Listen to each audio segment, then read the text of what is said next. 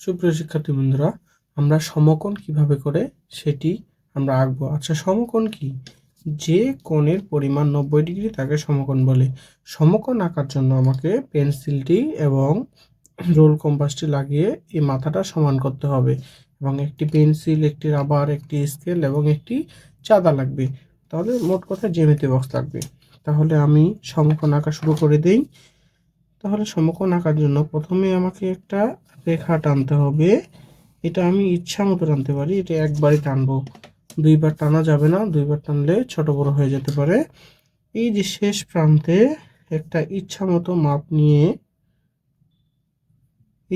মাপ নিয়ে একটি বৃত্তচাপ আঁকবো। তাহলে বৃত্তচাপটি আঁকার জন্য আমাকে কি করতে হবে? এই যে এখান থেকে ধরে এইভাবে আমাকে বৃত্তচাপ আঁকতে হবে। তাহলে আমি যখন বৃত্তচাপ আঁকতে পারবো, এই বৃত্তচাপটা আঁকার পরে আমাকে ওই মাপে এটা আর ছোট বড় করা যাবে না, পেন্সিলটা এখানে ওই মাথায় ধরতে হবে। তার মানে এই বিন্দুতে যেখানে মিলে গেছে এখানে একবার কাটবো, আবার এই বিন্দু থেকে এখানে একবার কাটবো, মানে দুইবার বৃত্তচাপটাকে কাটবো। তারপর এখানে একটা টানবো, আবার এই বিন্দু থেকে এখানে একটা টানবো। আমার মিলে গেছে কোন বিন্দুতে? এই যে এই বিন্দুতে মিলে গেছে। এটা আমি এইভাবে এখানে মিলাই নিব। দেখো, এই বিন্দু থেকে এই বিন্দু মিলাবো।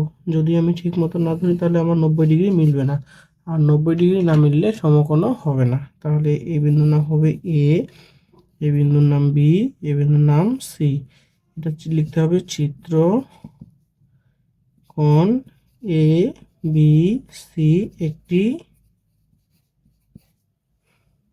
সমকোণ। সমকোণ, ওকে। এটা সমকোণ হয়েছে কিনা আমরা মিলাই দেখতে পারি। তাহলে আমরা চাঁদাটা বসাবো সোজাভাবে। এই মিলিত বিন্দু থেকে এই বিন্দু মিলিয়ে নিব। দেখো, 90 ডিগ্রির দাগ কোনটা?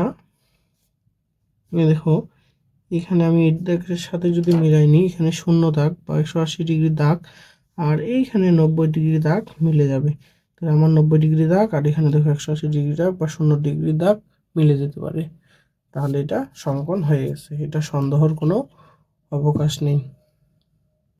তাহলে আমরা এর যদি বৈশিষ্ট্যগুলো বলতে পারি, তাহলে আমরা বৈশিষ্ট্যগুলো বলতে পারি এর দুটি বাহু আছে, এর কোণের পরিমাণ হচ্ছে 90 ডিগ্রি, এর একটি শীর্ষবিন্দু আছে। শীর্ষবিন্দু কোনটাকে বলা হয়? এই যে কোণটা, এখানে দুইটা বিন্দু যেখানে মিলে গেছে এই জায়গাটাকে শীর্ষবিন্দু বলা হয়, মনে রাখবা। এই জায়গাটাকে কি বলা হয়? শীর্ষবিন্দু। তাহলে আমরা 1 2 3 করে এইভাবে বৈশিষ্ট্যগুলো লিখতে পারি।